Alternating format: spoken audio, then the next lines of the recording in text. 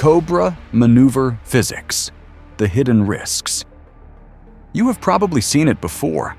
A fighter jet screams across the sky, suddenly pitches up to an impossible angle, almost stops in midair, and then recovers like nothing happened. It looks unreal. Almost like the aircraft just broke physics. This is the Cobra maneuver. For decades, it has been one of the most iconic displays of extreme aircraft control. But here is the question almost nobody asks. What actually happens to the aircraft and the pilot during this maneuver? And why is it almost never used in regular flight operations or real mission scenarios? Behind the spectacle, there is a very different story. At first glance, the Cobra maneuver looks like an impressive tactical move. The idea seems simple. You force an overshoot. Another aircraft flies past you. You gain a different position. Sounds smart, but that is only the surface. To understand why this maneuver is controversial, we need to talk about something far more important than angles or visuals. We need to talk about energy. Every aircraft in flight is constantly managing energy. Not just speed, but a combination of velocity, altitude, engine thrust, and aerodynamic efficiency. In high-performance aviation, energy is everything. It determines who can climb, who can accelerate, who can extend the flight path, and ultimately, who maintains control. Now here is the key point. The Cobra maneuver deliberately destroys that energy. During the maneuver, the aircraft rapidly pitches up to a very high angle of attack. In simple terms, the nose points up sharply, while the aircraft still has forward momentum. But this creates a massive problem. At these extreme angles, the airflow over the wings breaks down. Lift drops dramatically. Drag skyrockets. The aircraft essentially trades almost all of its forward speed for a brief moment of dramatic positioning. It looks controlled, but aerodynamically it is extremely inefficient. In fact, during a Cobra, the aircraft is very close to a deep stall condition. This is not normal flight. This is the edge of control. Modern aircraft can recover from it because of advanced flight control systems, thrust vectoring, and careful design. But recovery is not instant, and more importantly, it comes at a cost. Speed is gone, energy is gone. For a few critical seconds, the aircraft has very limited maneuvering options. Now imagine this, not at an air show, but in a demanding operational environment. You perform a Cobra. Your speed drops drastically. Your ability to change direction or climb rapidly is reduced, and the other aircraft is not forced to fly straight past you. Real aviation is not a scripted duel. It is dynamic, unpredictable, and often involves multiple aircraft and complex situations. This brings us to one of the biggest misconceptions. The Cobra is often presented as a dogfight trick. But modern high-performance flying rarely looks like classic dogfighting. Instead, it is dominated by long-range detection, sensor sharing, coordinated flight, and energy management. In this environment, bleeding off energy is usually the last thing you want to do. Let us talk about the pilot, because the aircraft is only half the story. During extreme maneuvers, the human body becomes a limiting factor. High angles of attack and rapid pitch changes can produce significant G-forces and spatial disorientation. Even if the maneuver itself is brief, the transition phases can stress the pilot. There is also a cognitive factor. Flying already demands situational awareness, rapid decision-making, and constant evaluation of the flight path. Introducing a maneuver that temporarily destabilizes the aircraft and disrupts energy flow adds complexity at the worst possible moment. Now to be clear, the Cobra maneuver is not useless. It demonstrates something very important. It proves that the aircraft has high controllability at extreme angles, strong flight control systems, and the ability to recover from unstable conditions. These are valuable engineering achievements, but demonstration is not the same as application. Just because something is possible does not mean it is optimal. There are very specific, limited scenarios where high angle of attack maneuvers could have niche value. For example, very close-range encounters, specific positional setups, or as a last resort defensive move. But these are exceptions, not the rule. And even in those cases, the risks remain. Now let us connect this to modern fighter design philosophy. Today's aircraft are not optimized for flashy maneuvers. They are optimized for survivability, information advantage, and controlled energy management. The goal is not to impress. The goal is to maintain the highest level of control throughout the entire flight. This is why many modern training doctrines emphasize maintaining speed, controlling engagement distance, and avoiding unnecessary energy loss. Because once you lose energy, you lose options. And in demanding flight conditions, options are everything. There is also another layer to this.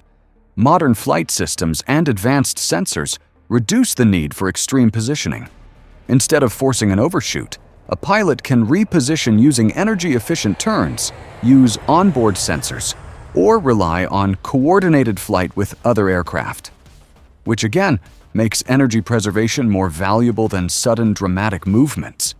So why does the Cobra still get so much attention? Because it is visual. It is dramatic. It looks like control over chaos. At air shows, that is exactly the point. It showcases engineering capability in a way that is easy to understand.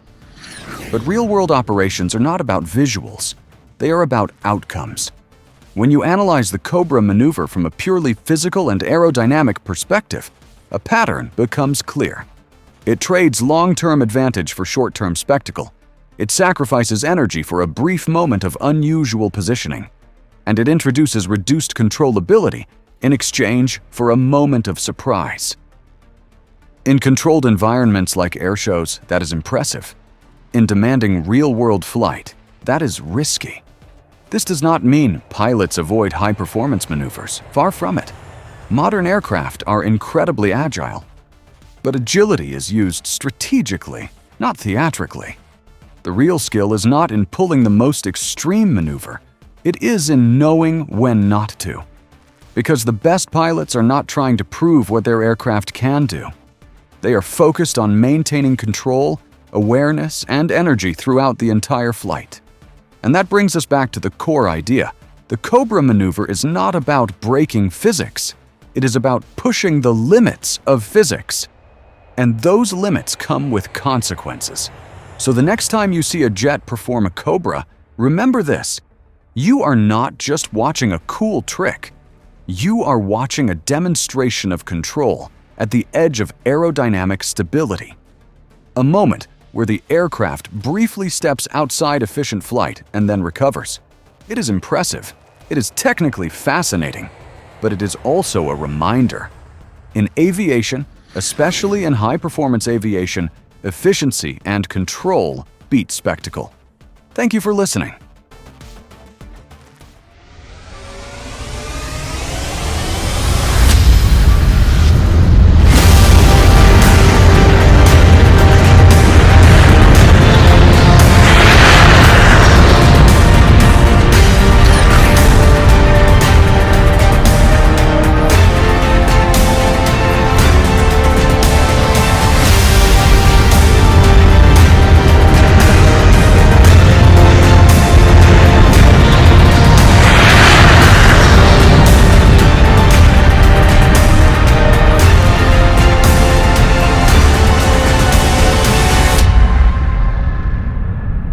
B-2 Spirit, why does it cost more than a gold private jet? Why does a single aircraft cost more than a gold private jet? Not slightly more, not 2 or 3 times more. We're talking about a machine that costs over $2 billion per unit. The B-2 Spirit, one of the most expensive aircraft ever built. But here's the real question. What exactly are you paying for? Because at first glance, it doesn't look that different. No visible weapons, no massive engines hanging outside, no aggressive fighter jet shape. Just a smooth, almost simple flying wing. So why is it more expensive than almost anything that flies? The answer is not in what you see, it's in what you don't. This is part 2 of a 10-part series about the B-2 Spirit. If you want to understand the real engineering behind stealth, cost, and modern air power, subscribe now so you don't miss the next parts, because this story goes much deeper than most people think. A simple comparison. Let's start with a comparison. A luxury private jet can cost anywhere between $50 and $100 million.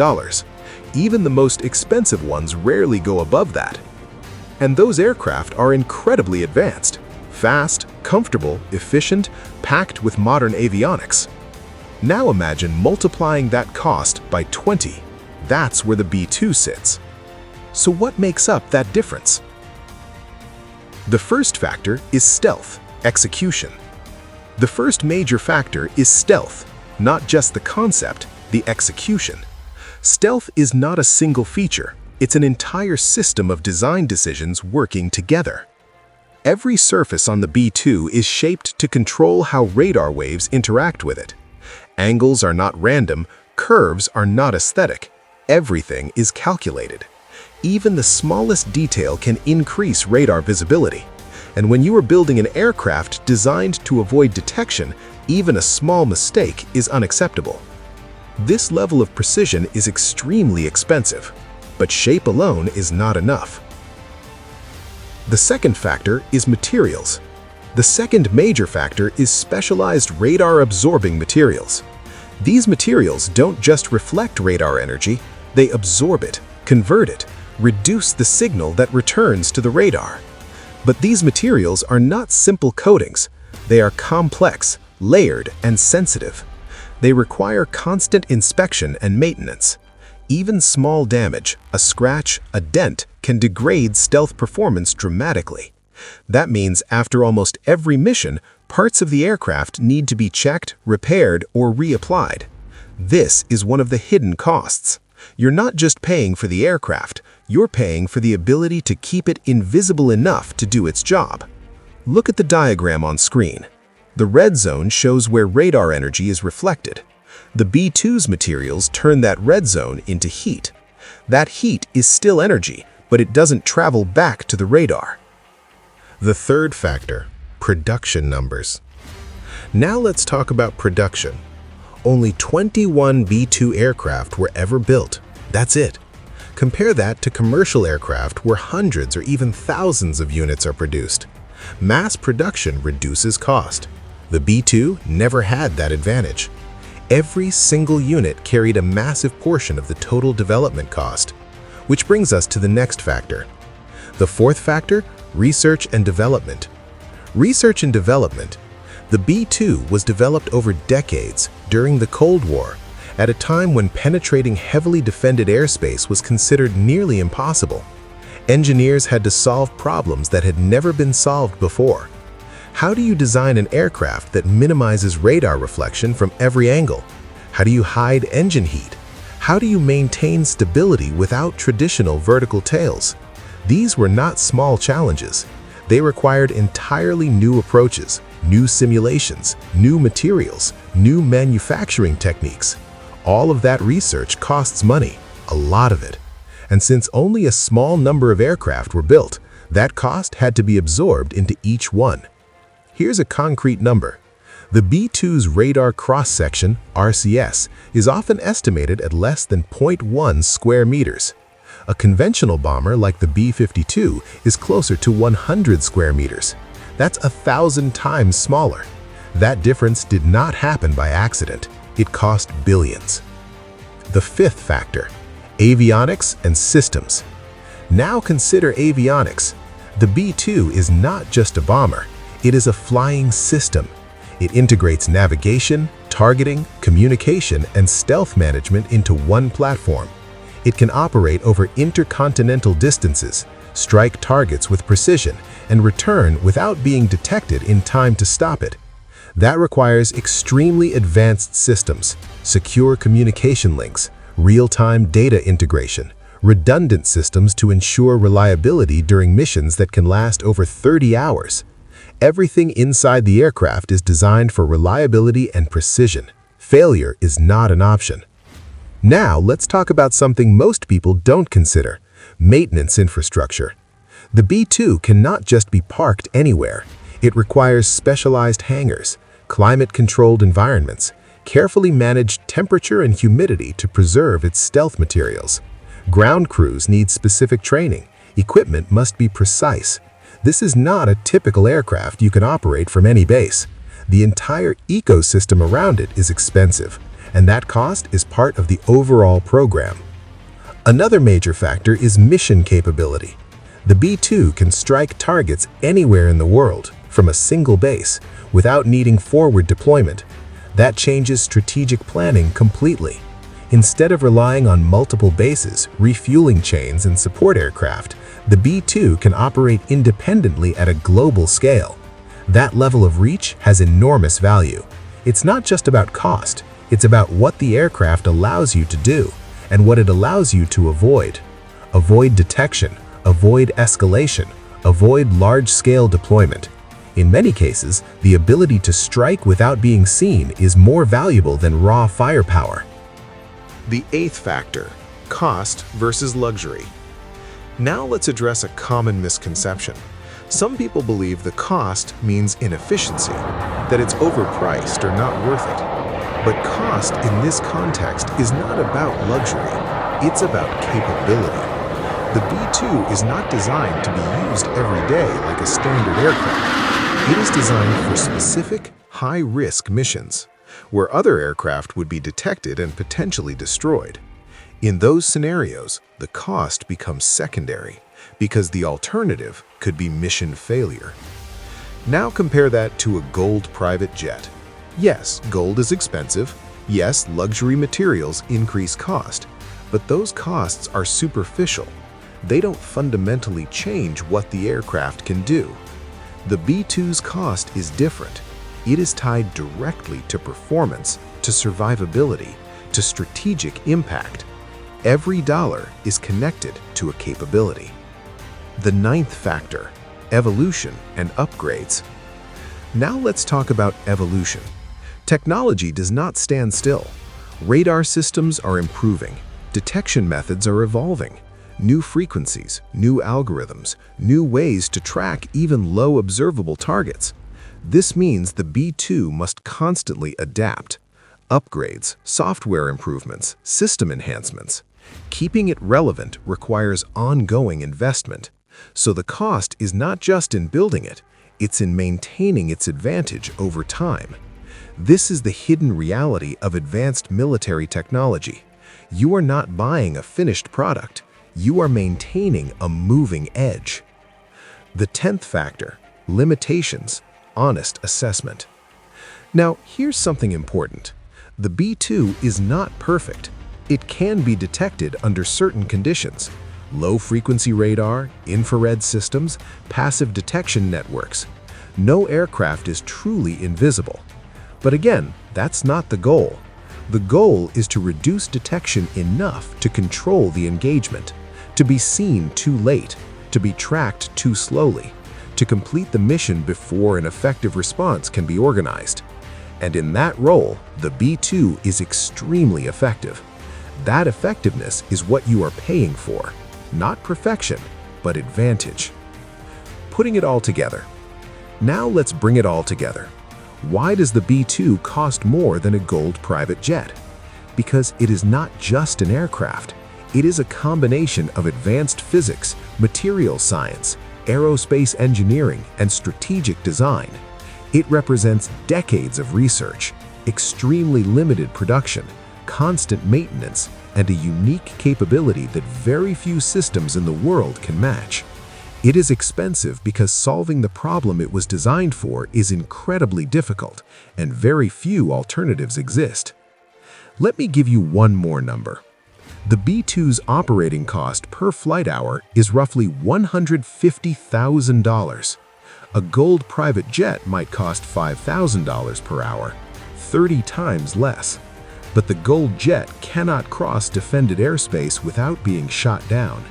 That difference is what you are paying for. What comes next? Part 3. In Part 3 of this series, we will go even deeper. We will break down radar cross-section, how it's actually measured, why some aircraft appear larger or smaller on radar than they physically are, and how small design changes can dramatically affect detection range. If you truly want to understand stealth, you need to understand the math behind it. So subscribe now and don't miss the next part. Because once you understand how detection really works, you will never look at aircraft the same way again. The B-2 is not expensive by accident. It is expensive because it solves one of the hardest problems in modern warfare. And that problem is being seen. What if everything you've been told about stealth is only half true? The Lockheed Martin F-22. Raptor is often described as invisible, untouchable, impossible to detect. But here is the reality. The F-22 is not invisible. Not to radar, not to infrared systems, and not in every situation. So why does it still dominate the sky? To understand that, we need to destroy one of the biggest myths in modern aviation. Stealth does not mean invisibility. It never did. Stealth means reducing the chance of detection, not eliminating it. Think of a normal aircraft like a lighthouse in the dark, easy to spot from miles away. A stealth aircraft is more like a faint flicker, barely noticeable, easily lost in noise. It still exists, but finding it becomes a challenge. Radar does not see aircraft the way humans do. It sends out radio waves and listens for reflections. The stronger the reflection, the easier the target is to detect. This is called radar cross-section. The F-22 was designed to minimize that reflection as much as possible. Its shape, its angles, its surface materials all work together to scatter radar waves away from the source instead of reflecting them back. Imagine shining a flashlight at a mirror versus a rough surface. The mirror sends the light straight back at you, while the rough surface scatters it in all directions. The F-22 is engineered to behave like that rough surface, but with extreme precision. However, no matter how advanced the design is, it cannot eliminate all reflections. There will always be small returns from edges, gaps, control surfaces, and unavoidable physical interactions. That means radar can detect the F-22 under certain conditions. But detection alone is not enough. There is a huge difference between detecting something, tracking it, and successfully targeting it.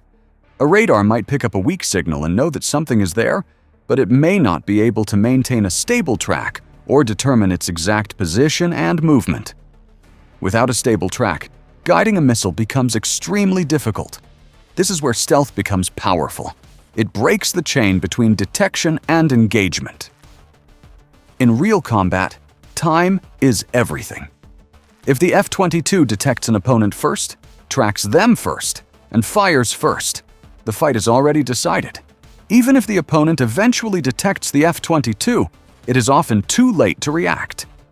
Now add another layer: infrared detection. Unlike radar, infrared systems do not rely on reflected waves. They detect heat. Jet engines produce massive heat, and at high speeds, friction with the air heats up the aircraft's surface. The F-22 reduces its infrared signature through design and engineering, but it cannot eliminate it completely. Under certain angles and conditions, it can still be seen by infrared sensors. So again, not invisible. But here is the key insight that changes everything. Stealth was never about disappearing. It was about controlling when and how you were seen. That timing is the most valuable advantage in modern air combat. The F-22 does not need to be invisible at all times. It only needs to delay detection long enough to act first. That delay might be seconds, but in a high-speed engagement, seconds are everything. By the time enemy systems get a clear picture, the F-22 has already made its move. Modern radar systems are also evolving. Networks of radars working together, known as multi-static radar systems, can increase the chances of detecting stealth aircraft by observing from multiple angles. This makes it harder for any single design to avoid detection completely. Yet even with these advancements, the challenge remains. Detection is inconsistent, fragmented, and often too late to be useful. This is why the statement, "the F-22 is not invisible," is both true and misleading. Yes, it can be detected, but that does not mean it can be effectively engaged. The real goal of stealth is not invisibility, but dominance over the detection timeline. It is about seeing first, deciding first, and striking first. Imagine two pilots entering a combat zone. One of them becomes aware of the other even a short moment earlier. That pilot has the advantage to position, to prepare, and to attack before being threatened. The F-22 operates in that gap between being unseen and being noticed. It lives in the moment where it has information and the opponent does not. That is the real power of stealth. So no, the F-22 is not invisible. It was never meant to be. But it does not need to be invisible to be dominant. Because in modern warfare, the winner is not the one who cannot be seen, but the one who sees first. If this changed the way you think about stealth and air combat, subscribe for more deep dives, and let me know what aircraft you want to break down next.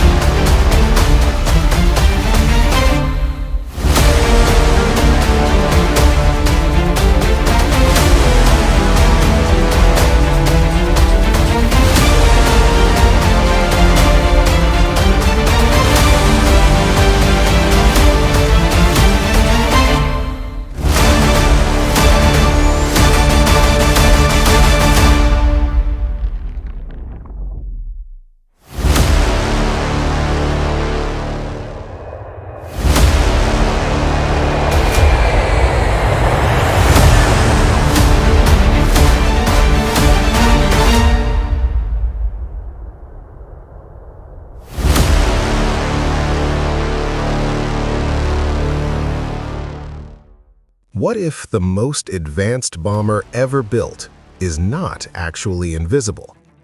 What if it's just engineered so precisely that it becomes almost impossible to track in time? The B-2 Spirit is often called a ghost in the sky, a machine that can appear anywhere in the world without warning and disappear before anyone fully understands what happened. Invisible, unstoppable, untouchable. But the real story is far more interesting. The truth is, the B-2 is not invisible. It never was. It is the result of decades of engineering focused on one single goal: controlling detection. Not eliminating it completely, but reducing it so much that by the time an enemy realizes what's happening, the mission is already complete. This is part 1 of a 10-part series on the B-2 Spirit. We will break down how it really works, from stealth physics to real-world operations. If you want to understand not just what it does, but how and why it works, subscribe now so you don't miss the next parts. Let's start with the problem. Why was the B-2 built in the first place? Modern air defense systems are terrifyingly advanced. Radar networks, infrared tracking, electronic intelligence, layered defense strategies, all designed to detect and destroy incoming aircraft long before they reach their targets. Traditional aircraft deal with this in predictable ways: fly faster, fly higher, use electronic countermeasures, escort fighters, jamming systems, long-range weapons to stay outside dangerous zones. But all these approaches share one fatal limitation: they assume detection is inevitable. The B-2 takes a completely different approach. Instead of trying to survive after being detected, it is designed to delay detection for as long as possible. That single shift in thinking changes everything. Here's what most people get wrong about stealth. Stealth is not invisibility. It is about probability. Every detection system has limits: distance, angle, weather, the shape of the target. The B-2 is engineered to exploit every single one of those limits. Let's start with radar. Radar is still the primary tool for finding aircraft. It sends out electromagnetic waves and listens for echoes. When those waves hit an object, some energy bounces back. The strength and timing of that echo tell the system distance, size, and direction. Most aircraft are like mirrors. They reflect radar energy directly back to the source. That makes them incredibly easy to detect, especially from far away. The B-2 was designed to break that mirror. First, shape. Unlike conventional planes, the B-2 has no vertical stabilizers, no protruding structures that scream, "Here I am." It's a smooth flying wing. Every angle, every curve is carefully controlled. When radar waves hit its surface, they scatter in multiple directions, not straight back. The returning signal becomes incredibly weak, so weak that it can get lost in background noise or mistaken for something else. At long range, the B-2 becomes extremely difficult to detect. But shape alone is not enough. Second, materials. The B-2 uses specialized coatings that absorb radar energy instead of reflecting it. They convert electromagnetic waves into tiny amounts of heat. This further reduces whatever signal might return to the radar. But here's the catch. These are not simple paint jobs. They are complex, sensitive, and require constant maintenance. That's one reason the B-2 is so expensive to operate. One flight hour costs roughly $150,000. Maintaining stealth is not a one-time design feature. It's an ongoing battle. Now consider heat. Jet engines get extremely hot. Modern infrared sensors can detect that heat from dozens of kilometers away. So even if radar can't see the B-2, heat might. How does the B-2 hide its temperature? Its engines are buried deep inside the wing structure. The hot exhaust is mixed with cool air and spread over a wide area. By the time it leaves the aircraft, the temperature is significantly lower. Not invisible, but detectable from much shorter range. Another factor, altitude. The B-2 flies high where the atmosphere is thin. Detection systems have to scan enormous volumes of space. Distance is the stealth pilot's best friend. The farther you are, the weaker any return signal becomes. By combining low observability with distance, the B-2 pushes detection ranges down to the absolute minimum. But the most important aspect is not any single feature. It's how all of them work together. Stealth is not just design, it's how you use the aircraft. Every B-2 mission is planned with obsessive detail. Flight paths are chosen based on known radar coverage, terrain, and weather. Electronic warfare support can be added to create even more confusion. Timing, altitude, speed, all adjusted to minimize exposure. And here's the part that changes everything. The B-2 never operates alone. It is part of a larger network. Satellites, intelligence systems, other aircraft. Information flows in real time. The goal is to create the best possible conditions before the B-2 even enters dangerous airspace. Let me be absolutely clear. The B-2 can be detected. There are radars that use different frequencies. Some are more effective against stealth. There are passive detection methods that don't even emit signals. But here's the distinction that 99% of people miss. Detection is not tracking. Tracking is not engagement. Each step takes time. Each step requires accuracy. The B-2's advantage is that it compresses the timeline. By the time an enemy system detects something unusual, identifies it as a threat, and attempts to respond, the B-2 may already be done and gone. This is why stealth changes the nature of air warfare. It's not about avoiding detection forever. It's about controlling when and how detection happens. It shifts the balance from reaction to initiative. The B-2 was born during the Cold War. Heavily defended airspace was a nightmare for conventional bombers. Penetrating advanced air defense networks without being intercepted seemed almost impossible. The B-2 provided a radical solution. Not speed, not overwhelming force, but precision and subtlety. It can carry both conventional and strategic weapons. That makes it incredibly flexible.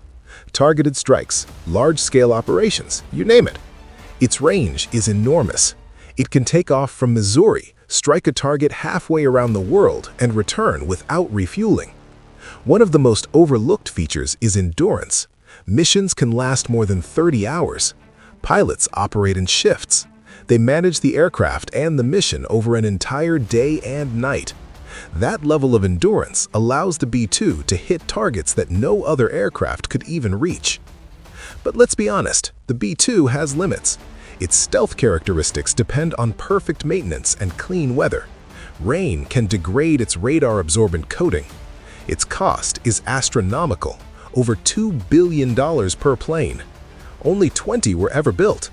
And detection technology keeps improving. New radars, new algorithms, artificial intelligence. Every year, the assumptions that defined the B-2's design get challenged. This is the continuous cycle of stealth and detection. Radar improves, stealth adapts. Stealth advances, radar evolves. There is no final victory, only constant competition. Understanding the B-2 requires looking beyond simple labels. It's not invisible, it's not unstoppable. It is a highly specialized tool for very specific scenarios. Its effectiveness depends on how it's used, the environment, and the systems it faces. In many ways, the B-2 represents a fundamental shift in how we think about aircraft. It is not just a platform for delivering weapons. It is a system for managing information, controlling detection, shaping the conditions of engagement. That's why it remains relevant even as new technologies emerge. The principles behind its design influence every modern stealth aircraft. The idea of reducing visibility rather than just surviving after being seen has become central to military aviation. In part 2 of this series, we will go much deeper. We will break down how radar cross-section is actually measured, how different frequencies interact with stealth surfaces, and why some radar systems are far more dangerous to the B-2 than others. We will also explore the real limitations of stealth, the conditions under which even the B-2 becomes visible. Understanding these factors is the only way to see the full picture. If you want to follow the entire series and build a complete understanding of how stealth really works, subscribe now. Each part will add another layer, from basic physics to advanced tactics. Because once you truly understand detection, you realize that stealth is not about disappearing. It is about controlling perception, shaping information, staying one step ahead in a system where timing is everything. The B-2 does not rely on being unseen. It relies on being misunderstood, misidentified, noticed too late to matter. And that is what makes it one of the most powerful aircraft ever built.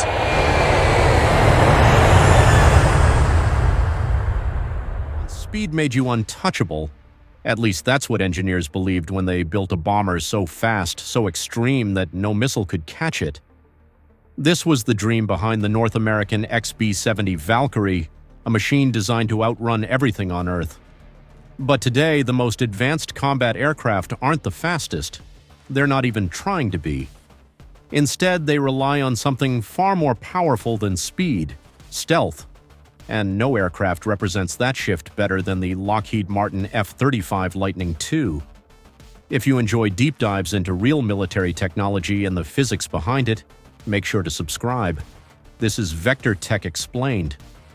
The XB-70 Valkyrie wasn't just another bomber, it was an engineering statement. In the late 1950s, the United States believed that the future of strategic bombing depended on one thing: speed at extreme altitude. The logic was simple: fly higher than enemy defenses could reach, and fly faster than anything they could launch. If you could maintain Mach 3 at over 70,000 feet, you would be effectively untouchable. And the XB-70 delivered exactly that. With 6 massive engines and a sleek delta wing design, it could cruise at speeds exceeding 3 times the speed of sound. But what made it truly unique was how it used physics to its advantage. At Mach 3, shockwaves form along the aircraft's body. Engineers designed the Valkyrie to ride these shockwaves, generating additional lift in a phenomenon known as compression lift. This allowed the aircraft to become more efficient the faster it flew, something that almost sounds impossible.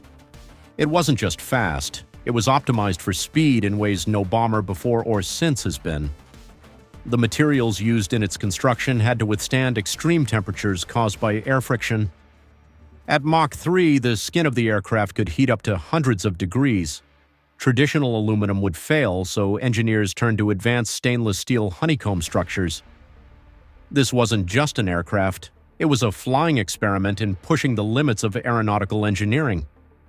On paper, the XB-70 looked unstoppable, but reality had other plans. While the Valkyrie was being developed, the nature of air defense was changing rapidly.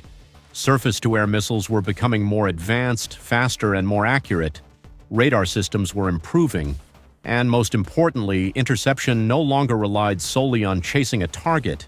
It became about predicting where that target would be and launching a missile to meet it there. Speed, which once guaranteed survival, started to lose its advantage. Even at Mach 3, the XB-70 could be tracked. High-altitude flight made it visible to radar over long distances, and once detected, it became a target. Missiles didn't need to catch up from behind. They could be launched ahead of the aircraft's path. Suddenly, being fast wasn't enough. It might even make you easier to predict. This was the turning point, the realization that changed everything. The United States began to question whether speed was the right solution at all. If you couldn't outrun detection, maybe the better strategy was to avoid being detected in the first place. This idea led to one of the most important shifts in military aviation history: the move from speed to stealth. Instead of designing aircraft that could escape threats, engineers began designing aircraft that would never be seen. That philosophy eventually gave rise to stealth technology, and decades later it evolved into aircraft like the F-35. At first glance, the F-35 might seem unimpressive compared to something like the XB-70. It's slower, much slower. It doesn't push Mach 3. It doesn't rely on extreme altitude. In fact, if you judged it purely on speed, it might look like a step backward. But that's exactly the point. The F-35 doesn't need to outrun threats because it's designed to avoid them entirely. Its shape, materials, and internal weapon bays are all optimized to reduce its radar cross-section. Instead of reflecting radar signals back to the source, it scatters them away. To radar systems, it appears dramatically smaller than it actually is, but stealth is only part of the story. What truly makes the F-35 powerful is its ability to see everything around it. Through a combination of advanced sensors, data fusion, and network connectivity, the aircraft builds a complete picture of the battlefield in real time. It doesn't just rely on its own radar. It integrates data from multiple sources, processes it, and presents it to the pilot in a way that allows for faster and more informed decisions. This is where the philosophy completely changes. The XB-70 was built to survive by escaping. The F-35 is built to survive by knowing. In modern air combat, the aircraft that sees first usually wins. It can engage targets before being detected. It can choose when to fight and when to disengage. Speed becomes secondary to information, and this is why Mach 3 bombers disappeared. The problem wasn't that the XB-70 failed as an aircraft. In many ways, it was a success. It proved that sustained Mach 3 flight was possible. It demonstrated new materials and aerodynamic concepts. It pushed engineering forward. But it was built for a world that no longer existed. As missile technology advanced, high-speed, high-altitude bombers became vulnerable. At the same time, new approaches like low-altitude penetration and eventually stealth offered better survivability. Aircraft like the B-2 Spirit took this concept even further, focusing entirely on minimizing detection rather than maximizing speed. The shift was clear. Survival no longer depended on outrunning threats. It depended on avoiding them. Today, aircraft like the F-35 represent the culmination of that shift. They are not the fastest machines in the sky, but they are among the most capable, and yet the debate continues. There are still those who argue that speed could make a comeback. Hypersonic weapons, advanced propulsion systems, and new materials are pushing the boundaries once again. Could the future bring a return to high-speed aircraft? Possibly. But if it does, it will likely combine speed with stealth and advanced sensors, rather than relying on speed alone. Because the lesson of the XB-70 is clear, speed alone is not enough. The battlefield has changed, detection systems have evolved, and survival now depends on something far more complex than raw performance. It depends on staying invisible, staying informed, and staying ahead. So what really wins in modern air combat? Is it the raw power of Mach 3, represented by the XB-70 Valkyrie? Or is it the quiet, calculated dominance of stealth, embodied by the F-35? The answer might not be as simple as choosing one over the other, but history gives us a strong clue. Speed made you hard to hit. Stealth makes you almost impossible to find. And in a world where being found means being targeted, that difference changes everything.